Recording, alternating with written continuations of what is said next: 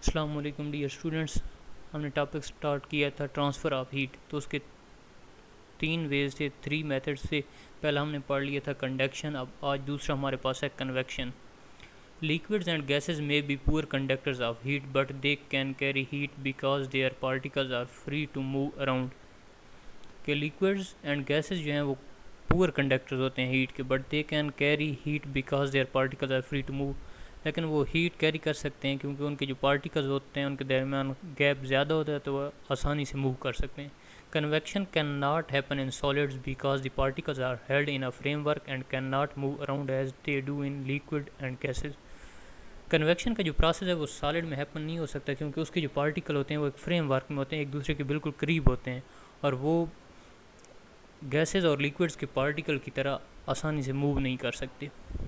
This happens when water is boiled in an electric kettle.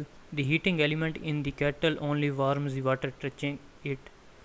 कि ये जो convection का प्रोसेस है ये इलेक्ट्रिक केटल में होता है। जब पानी को बॉयल किया जाता है तो इलेक्ट्रिक केटल में जो लगा होता है हीटिंग एलिमेंट, वो सिर्फ उस पानी को वार्म करता है, गर्म करता है जो उसको टच कर रहा होता है। ये हमारे पास हीटिंग एलिमेंट लगा है, ये उस पानी को वार्म करेगा जो इसको टच कर रहा होगा। Warm water is less dense than cold water, so the warm water rises.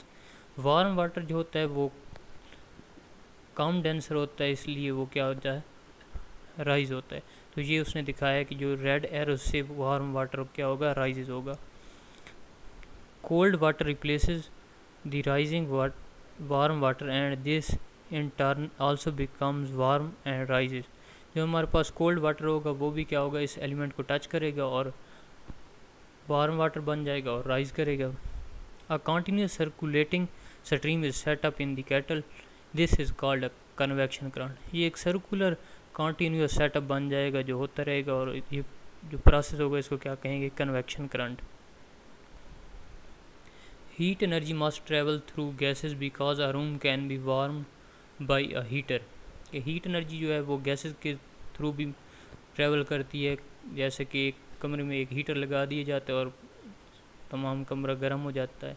Warm air is less dense than cold air. Warm air जो होती है वो कम डेंसर होती है as compare to cold air, so the warm air above the heater rises and is replaced by denser cold air. Warm air rises होती है और डेंस एयर से रिप्लेस हो जाती है।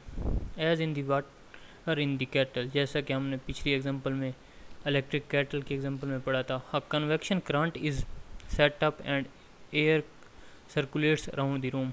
अ कन्वेक्शन करंट का प्रोसेस स्टार्ट हो जाता है और एयर सर्कुलेट करने लग जाती है रूम में। During the day land is heated by the sun much more quickly than the सी।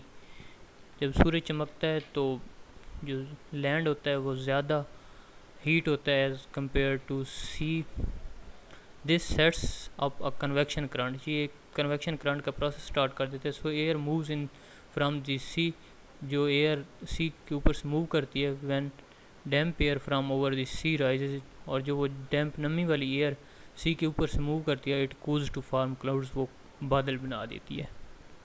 तो नेक्स्ट आपका जो टास्क है वो ये 4 क्वेश्चंस हैं, और इन 4 क्वेश्चंस के साथ वो समर टास्क जो आपको मिल रहा है वो भी शामिल होगा इस टॉपिक के। जो जितने भी क्वेश्चन है वो भी आपने नीट नोटबुक्स पे लिखने और